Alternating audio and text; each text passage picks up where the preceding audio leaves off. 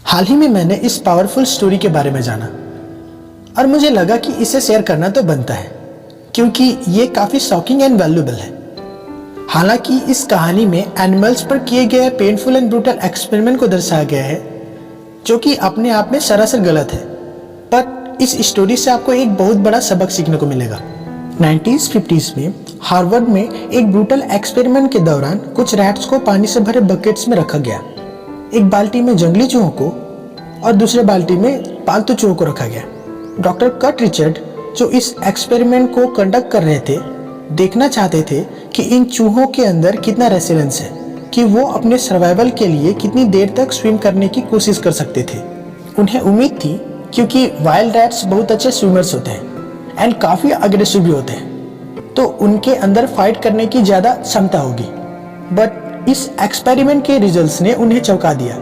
पालतू और जंगली चूहों के इफोर्ट में ह्यूज डिफरेंट था। पालतू चूहे ऑन एन एवरेज 40 से 60 घंटों तक कोशिश करते रहे, बट वाइल्ड रैट्स ने 15 मिनट्स में ही गिव अप कर दिया और वो डूब गए।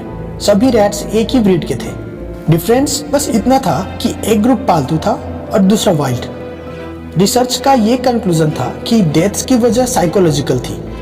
वाइल्ड रैट्स ने मेंटली गिव अप कर दिया था, नॉट फिजिकली। अब दूसरे एक्सपेरिमेंट में उन्होंने same breed of wild rats के साथ कुछ डिफरेंट ट्राई किया। इस बार रिसर्चर्स ने वाइल्ड रैट्स को पानी में डाला एंड जैसे ही ये रैट्स थकान से गिव अप करने वाले थे, उन्होंने उनको बाहर निकाल दिया। उन्होंने उन भीगे हुए रैट्स को पोंछा, थोड़ी देर रेस्ट करने दिया एंड वापस सेकेंड राउंड के लिए पानी में डाल दिया। अब देखना ये था कि इस बार वो कितनी देर तक टिकेंगे। पहले वाले एक्सपेरिमेंट्स में उन्होंने 15 मिनट में ही गिव अप कर दिया था। So now what do you think?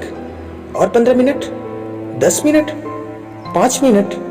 No, इस बार उन्होंने ऑन एन एवरेज 40 से 60 घंटों तक कोशिश की, बिल्कुल उन पालतू चूहों की तरह। इससे ये कंक्लूड हुआ कि क्योंकि इन रैट्स को पता था कि उन्हें इवेंचुअली बचा लिया जाएगा, इसलिए उन्होंने एक्स्ट्रा कोशिश की। पहले एक्सपेरिमेंट में उन चूहों के पास होप की कमी थी। उन्हें नहीं लगा था कि उन्हें कोई बचाएगा, इसलिए उन्होंने 15 मिनट में ही गिव अप कर दिया। बट इस दूसरे एक्सपेरिमेंट में इन चूहों के पास होप थी, इसलिए वो काफी देर तक कोशिश करते रहे। ह्यूमंस और रैट्स दो अलग अलग क्रिएचर हैं, बट दोनों में होप कॉमन है। इस स्टडी की समरी में बताया गया कि जब एनिमल्स या ह्यूमंस की लाइफ से होप निकल जाती है, उम्मीद निकल जाती है जीने की, तो वो अपनी लड़ने की काबिलियत तक खो देते हैं। अगर खुद पे विश्वास हो तो चीजें मुमकिन है, अगर खुद पे विश्वास ना हो तो अंत निश्चित है। अगर एक छोटी सी उम्मीद उन लाचार चूहों को घंटों तक तैरने की ताकत दे सकती है, तो सोचो आपके पास में एक स्ट्रॉन्ग बिलीफ सिस्टम आपको किन ऊंचाइयों तक ले जा सकता है। This is the power of believe. Life में जैसे भी सर्कमस्टेंस हो, don't lose hope, have faith in yourself. याद रखना, हार मानना एक चॉइस है। आप अपनी जिंदगी में कितना आगे जाओगे वो आपके बिलीफ सिस्टम पर डिपेंडेंट है, वो आप पर डिपेंडेंट है। अगर आप नेगेटिव थॉट्स को बिलीव करोगे कि मुझसे नहीं होगा, ये इम्पॉसिबल है, मुश्किल है, तो वो नहीं होगा। बट अगर आप भरोसा रखोगे, कोशिश करते रहोगे, तो वो जरूर होगा। Anything is possible only if you believe it is. अपने सोच को चेंज करने के लिए अपने माइंड को एनकरेज करना जरूरी है, and the best way to do that is to read books. Video अच्छी लगी तो लाइक करें और बहुत अच्छी लगी तो शेयर करें। कमेंट करना मत भूलना। Thanks for watching this video. Stay focus.